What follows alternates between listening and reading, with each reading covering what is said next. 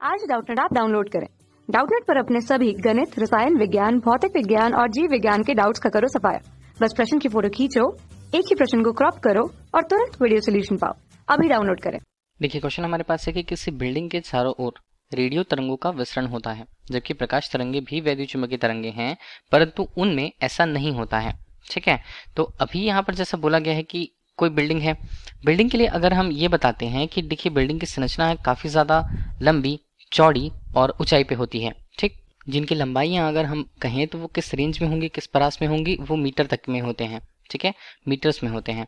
अब इसी तरह से अगर हम रेडियो तरंगों की बात करते हैं, रेडियो तरंगे अगर किसी यहाँ पर प्रेषित से या हम कहते हैं ट्रांसमीटर से, पृथ्वी पर स्थित किसी ट्रांसमीटर से जो काफी ज्यादा ऊंचाई पर स्थित होता है पृथ्वी के तल से, वहां से अगर वो प्रेषित की जाती है तो देखिए अलग अलग तरीकों से या तो ये संचार उपग्रह तक पहुंचेंगी, ठीक है, वापस से ये अभिग्राही तक या रिसीवर तक पहुंचेंगे, फिर इनका डिस्ट्रीब्यूशन या इनका वितरण यहाँ पर होगा। ठीक है, तो रेडियो तरंगों के लिए अगर हम उनके तरंग दैर्ध्य की बात करें, तरंगों के तरंग दैर्ध्य, तो इनके तरंग दैर्ध्य भी किस कोटि के होते हैं, इनके तरंग दैर्ध्य जो होते हैं वो भी काफी ज्यादा अधिक होते हैं, जो मीटर के रेंज पर या मीटर के कोटि के होते हैं, मीटर के कोटि के होते हैं।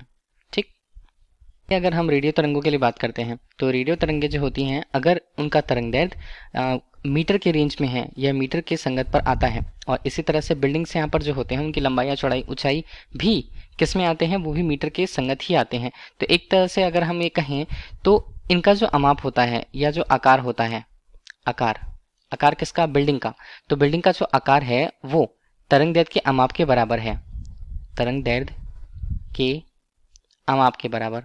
यही एक शर्त होता है जिसके कारण विसरण यहाँ पर हो पाता है। ठीक है, तो विसरण की घटना के लिए आवश्यक शर्त यही होनी चाहिए कि जिस भी वस्तु से रेडियो तरंगे टकरा रही हैं तो उनका विसरण किस तरह से हो रहा है। अगर वो जो वस्तु है जिस तरह से यहाँ पर बिल्डिंग के रूप में बताया गया है, जिसकी लंबाई उस रेडियो तरंग के तरंग दैर्ध्य के अमाप के बराबर होती है, तब जाकर के विसरण की स्थिति हो पाती है। ठीक है, तो ये विसरण के लिए शर्त हम कह सकते हैं, तो ये शर्त यहाँ पर रही। अब जबकि प्रकाश तरंगे भी वैद्युत चुंबकीय तरंगे हैं, परंतु उनमें ऐसा नहीं होता है। देखिए, अगर हम प्रकाश तरंगों की बात करेंगे तो वैद्युत चुंबकीय तरंगों के अंतर्गत ही प्रकाश तरंगे आती हैं। अब प्रकाश तरंगों को जिसे हम देख पाते हैं, ठीक है, जिसे हम देख पाते हैं, इसलिए हम इसे दृश्य प्रकाश के रूप में लगते हैं। दृश्य प्रकाश, क्योंकि ये भी दृश्य प्रकाश जो है वो भी वैद्युत चुंबकीय तरंगे ही हैं, लेकिन उनका तरंग दैर्ध्य जो होता है, तो दृश्य प्रकाश का जो तरंग दैर्ध्य है लगभग कितना है, 700 नैनोमीटर से यहाँ पर हम देखें तो 400 नैनोमीटर तक लगभग होता है। ठीक है, तो उनका परास अगर हम देख रहे हैं तो वो हमें कितना मिल रहा है, 7 गुना 10 घात पर ऋण 7 मीटर पर।